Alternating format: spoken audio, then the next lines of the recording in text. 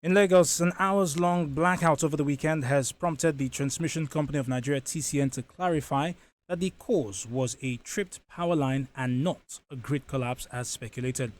Large parts of the Lagos metropolis were thrown into darkness after the Oshogbo Ihovo line tripped, also affecting the Benin Omotosho line.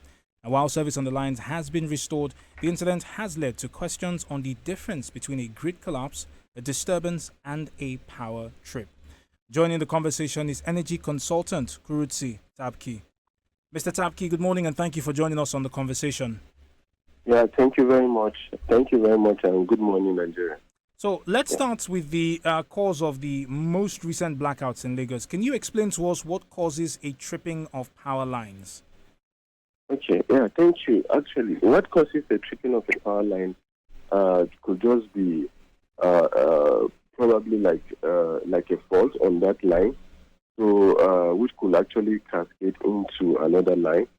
It could also be some kind of technical instabilities, which is actually such as maybe like overload, or maybe like a maintenance needs to be carried out, or probably the weak infrastructure.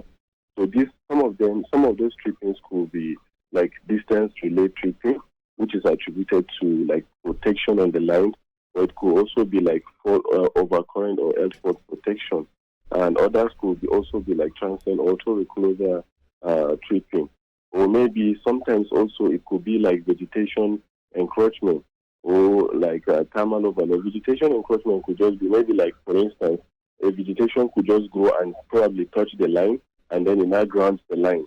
But that in that case now, that line could just trip there. So, or it could also mean that probably that line is overloaded. So when it's overloaded, like it could just trip. Those trippings are normal in an electrical circuit. That the trippings are done in order to minimize the impact of probably like grid damage. Then it now looks for another alternative line.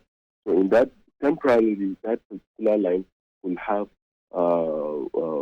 what's it called? Could actually have power outage. And if it goes to the other line too, and the other line is overloaded, of course the two lines will have to go. And that was the case with Lagos. Yeah. So, one of the terms we're used to as citizens is the grid collapsing, but every now and then we've seen the TCN come out and say that it wasn't a collapse, it was a disturbance, or in this case, a power line tripped. Can you explain to us what the difference is between these terms? Okay, yeah, they're actually two different terms. It's just that one could cascade into another. So, line tripping could actually cascade into grid collapse.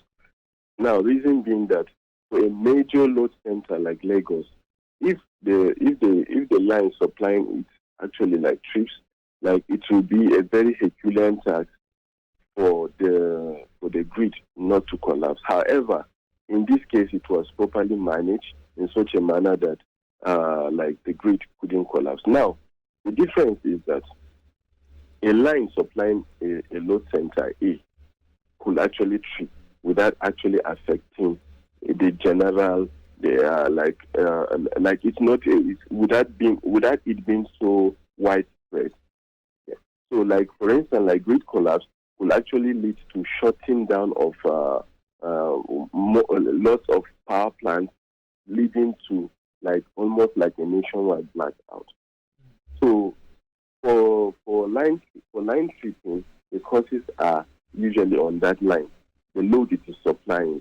While for grid collapse now, it goes to affect generators like that are actually supplying other lines in other parts of the country.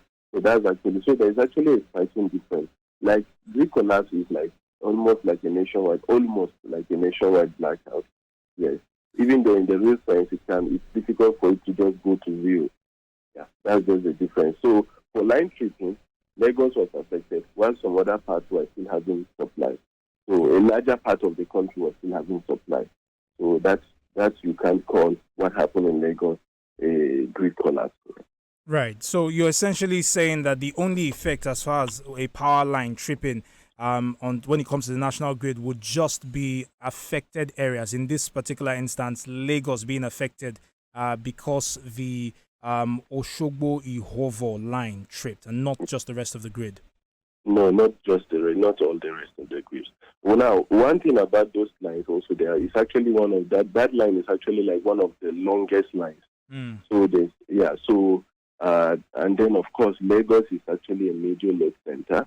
So, but however, the fact that that line tripped, there was actually a lot of work that was done at the NCC to be able to mitigate like a total blackout or the national grid collapse. So it's actually one is a localized. I will use that word.